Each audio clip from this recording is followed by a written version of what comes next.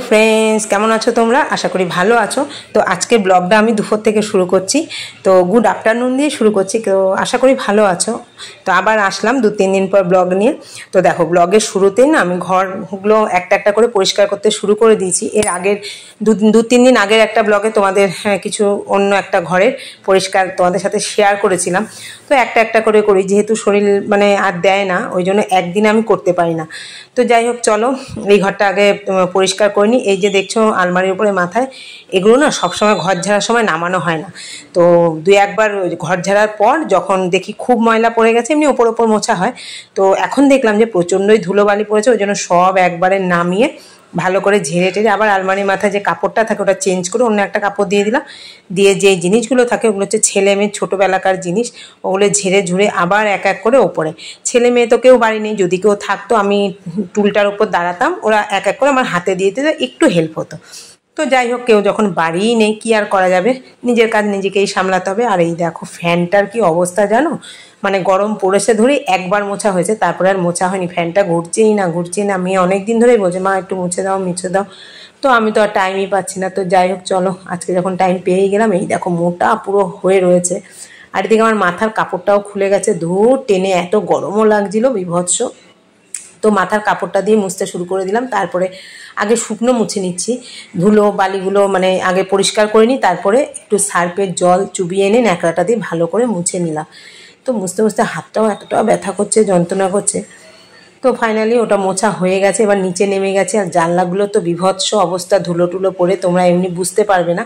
তো কাছে গেলে বোঝা যায় হালকা হালকা মানে মাকড়সা আঁশ করে দেয়। তো আমি মাঝে মধ্যে ঝাঁটা দিয়ে ওগুলো বুলিয়ে নিই, তা সত্ত্বেও না মানে ওগুলো করে ফেলে, 2-3 দিনের মাথায় করে ফেলে যদি হাত না দিই। আর এই যে দেখো দেয়ালও কীরকম ঝুল আটকে আটকে থাকে, এমনি ক্যামেরায় বোঝা যাবে না কিন্তু কাছে গেলে বোঝা যায়। তো ওই জন্য আমি একদম ঝাড়ু দিয়ে দেখো দেওয়ালটাও পরিষ্কার করে নিচ্ছি। ছেলে মেয়ে তো কেউ নেই, মানে নিজের মতো করে ভালো করে মানে সময় নিয়ে ঘরটা ঝাড়াঝুড়ি করছি। রান্নাবান্না তো শেষ, আর এই দেখো ঘরের কি অবস্থা, এগুলোকে এখন ক্লিন করতে হবে। তো চলো একদম তুরন্ত ক্লিন করে নিই। তো তোমাদের সঙ্গে মানে পুরোটা শেয়ার করলে তো মানে ব্লগ বিশাল বড় হয়ে যাবে। তো চলো 2 মিনিটেই ব্লগটা সেরে নেব। তার আগে একটু ঝাড় দিয়ে নিই। তো দেখো ঝাড়টার দিয়ে কিভাবে আমি ঘরটা মানে কুইক মানে পরিষ্কার করে ফেলি।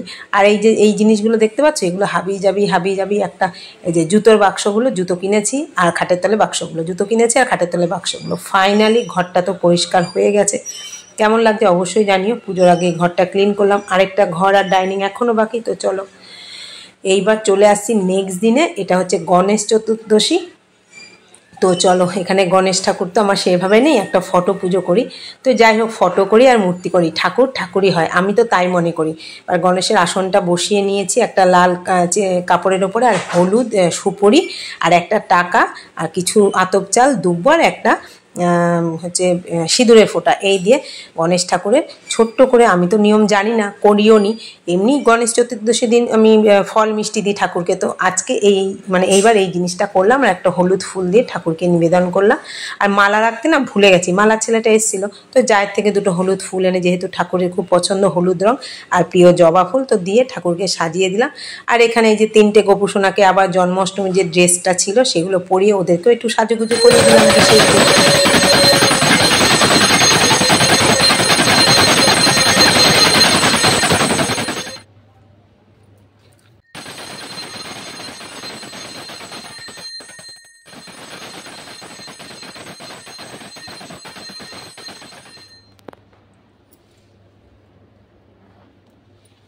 তো চলো একটু গোপুসোনাদের একটু আদর করে দিই। তো কেমন লাগছে গোপুসোনাদের, এটা হচ্ছে জায়ের উপর, ওপাশেটা আমার, এটাও আমার 2টো গোপুসোনা। এখন তোমরা তো জানো রেগুলার দেখো ব্লগে। চলো গোপুসোনাদের একটু আদর করে দিলাম। আর এই যে সোজা চলে এসেছি দুপুরের রান্নায়। কি রান্না করছি বলো তো? এটা হচ্ছে সাদা আলুর তরকারি, একটু বাটার দিয়ে, খুব ভালো লাগে সাদা আলুর তরকারি। আমার টিফিনে করেছি আজকে। তো তাড়াহুড়ো করে সাদা আলুর তরকারিটা করে নিচ্ছি। তো তোমরা একটু খেয়ে দেখবে, নামানোর আগে একটু গোলমরিচ দেবে, খুব ভালো লাগে। যারা যারা জানো তারা তো জানো, আর যারা জানো না তাই বলে দিলাম। তো চলো ফাইনালি তরকারিটা নিয়েও নিয়েছি। আর এখানে দেখো একটুখানি গরম ভাত, এই যে ভাতের মধ্যে আলু সিদ্ধ আর ডিম সিদ্ধ দিয়ে নিয়েছি।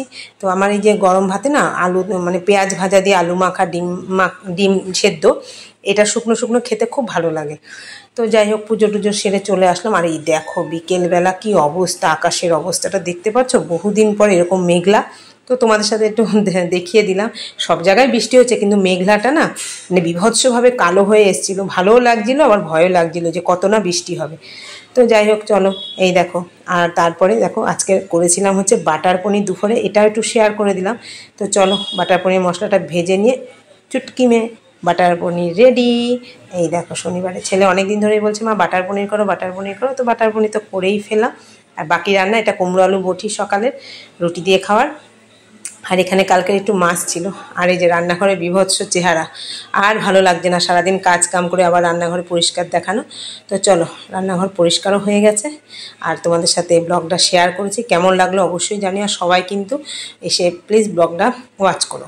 তো শেষ করার আগে তোমাদের সাথে আরেকটু ছোট্ট একটু শেয়ার করছি। কি বলো তো, সন্ধ্যাবেলা এই যে মেয়ের সাথে বেরোচ্ছি, মেয়ের আজকে ছুটি আছে, মানে বিকেলের ছুটি। তো বললো মা চলো। আর গুড়ি গুড়ি বৃষ্টিও পড়ছে, যেহেতু গণেশ চতুর্দশী দিন বৃষ্টি তো হবেই। দেখো রাস্তায় গুঁড়ো গুঁড়ো বৃষ্টি পড়ছে।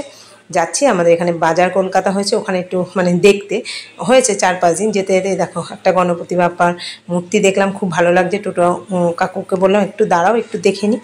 আর যেতে যেতে যে পুজোর যে একটা মহল চলে এসছে, পুজো পুজো ভাব। দেখো চারিদিকটা কৃষ্ণনগর শহরটা কি সুন্দর আস্তে আস্তে আলোয় সেজে উঠছে, ভালোই লাগছে। অল্প অল্প বৃষ্টির ওয়েদার। আর চারিদিকে দেখো সব মলগুলো দোকানগুলো আলোয় আলোময় সন্ধ্যাবেলা। আমার তো ভালোই লাগছিলো, অনেক দিন পর মেয়েকে নিয়ে সন্ধ্যাবেলা বেরোলাম। তো চলো, যেতে যেতে এই যে এখানে আরেকটা গণপতি বাপ্পা, ভালো লাগছে যেতে যেতে। কিন্তু এই ঠাকুরটা না এখানে বিশাল বড় হয়, এবার দেখি ছোট করেছে। তো যাই হোক চলো, এই দেখো চারিদিকে আলোয় ঝলমল করছে মার্কেটগুলো, রাস্তাগুলো। তো যেতে যেতে আমাদের বাড়ি থেকে অনেকটাই দূর, বাস স্ট্যান্ডের ওখানে, কৃষ্ণনগর বাস স্ট্যান্ডের ওখানে। তো চলো, এটা হচ্ছে পোস্ট অফিসের মোড়।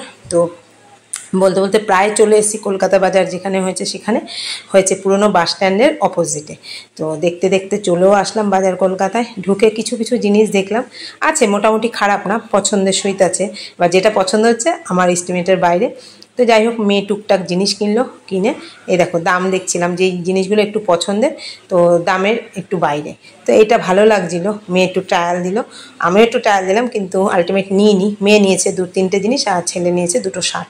ছেলে আসেনি, ছেলের মাপ দেখে নিয়ে এসছে। তো যাই হোক চলো, এই দেখো ভেতরটা, এটা হচ্ছে ছেলেদের সেকশানে। ওপরে চলে এসেছি, ছেলেদের কালেকশনও খুব ভালো ভালো আছে, তোমরা আসতে পারো। এই দেখো ওপরে সে ছেলেদের জিনিসগুলো দেখছি, গেঞ্জি, হাফ প্যান্ট, মানে মোটামুটি একটা মলে যা থাকে আর কি। তো আমার তো ভালো লেগেছে। তোমরা যারা যারা এখনও ভিজিট করোনি বাজার কলকাতায় কৃষ্ণনগরে, তোমরা চলে এসো। তো চলো, ফাইনালি শেষ। মেয়েকে বললাম এবার বিল কর, আমার আর ভালো লাগছে না। ওপর থেকে নিয়ে এসেছি, এবার বিলিং কাউন্টারে দাঁড়িয়ে বিলিং করে সোজা নেমে যাব, চলে আসব। তো চলো নামছি, মেয়ে বললো আস্তে আস্তে নামো, সিঁড়িগুলো স্লিপ আছে।